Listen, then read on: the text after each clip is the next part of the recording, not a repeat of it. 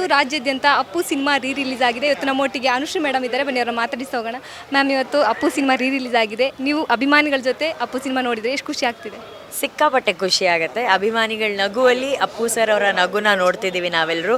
So ಅವ್ರ ಜೊತೆನೇ ಕುತ್ಕೊಂಡು ಸಿನಿಮಾ ನೋಡ್ತಿದ್ದೀವಿ ಅನ್ನೋ ಥರ ಒಂದು ಭಾವನೆ ನಮಗೆ. ಇವತ್ತು ಅಪ್ಪು ಸರ್ ನಮ್ಮೊಟ್ಟಿಗಿಲ್ಲ, ಸೊ ಎಷ್ಟು ಮಿಸ್ ಮಾಡ್ಕೋತಾ ಇದ್ದೀರಾ? ಇಲ್ಲ, ನಾನು ಐ ಥಿಂಕ್ ಅವ್ರಿಗೂ ಅದನ್ನೇ ಹೇಳಿದೆ, ಇಲ್ಲ ಅನ್ನೋ ನೋವು, ದುಃಖ, ಸಂಕಟ ನಮ್ಮ ಜೊತೆ ಖಂಡಿತವಾಗ್ಲೂ ಇದ್ದೇ ಇರುತ್ತೆ. ಅದು ಜೀವನ ಪರ್ಯಂತ ಇರುತ್ತೆ.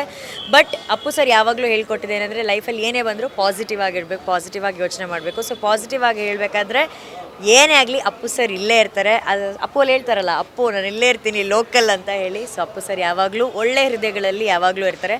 Happy birthday Appu sir. Okay, Appu sir ಅಭಿಮಾನಿಗಳಿಗೆ ಏನು ಹೇಳ್ತೀರಾ? ಇದೇ ರೀತಿ ಸಂಭ್ರಮಿಸೋಣ.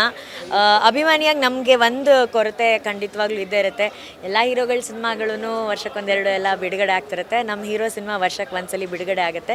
ಸೊ ಅದಕ್ಕೋಸ್ಕರ ನಾವೆಲ್ಲರೂ ಕಾಯ್ತಾ ಇರ್ತೀವಿ ಆ್ಯಂಡ್ ಅದನ್ನು ಒಂದು ಹಬ್ಬ ಥರನೇ ಸಂಭ್ರಮಿಸ್ತೀವಿ. ಅದನ್ನು ಎಲ್ಲ ಅಪ್ಪು ಸರ್ ಅಭಿಮಾನಿಗಳು ಬಹಳ ಗೌರವದಿಂದ ನಡೆಸ್ಕೊಡ್ತಾ ಇದ್ದಾರೆ. ಸೊ ಅವರೆಲ್ರಿಗೂ ನಾನು ಕೂಡ ಅಭಿಮಾನಿಯಾಗಿ ಥ್ಯಾಂಕ್ ಯು ಹೇಳೋಕ್ಕೆ ಇಷ್ಟಪಡ್ತೀನಿ. ಇನ್ನೊಂದು ಶೋ ನೋಡೋ ಪ್ಲಾನ್ ಏನಾದರೂ ಇದೆಯಾ? ನೋಡ್ಕೊಂಡು ಬಂದೆ, ಇನ್ನೊಂದು ಶೋ ಸೆಕೆಂಡ್ ಡೇ ನೋಡಿದ್ದು. Thank you ma'am. ಇದು ಅಪ್ಪು ಸರ್ ಬರ್ಡೇಗೆ ವಿಷಯ ಏನು ಹೇಳ್ತೀರಾ? Happy birthday Appu sir, love you. Thank you so much. Okay, ಇದಿಷ್ಟು ಅನುಶ್ರೀ ಅವರ ಮಾತಾಗಿದ್ದು. ಕ್ಯಾಮ್ರಾ ಪರ್ಸನ್ ಚಂದ್ರಕಾಂತ್ ಜೊತೆ ಕೀರ್ತಿ, ಅಶ್ವವೇಗ ನ್ಯೂಸ್, ಬೆಂಗಳೂರು.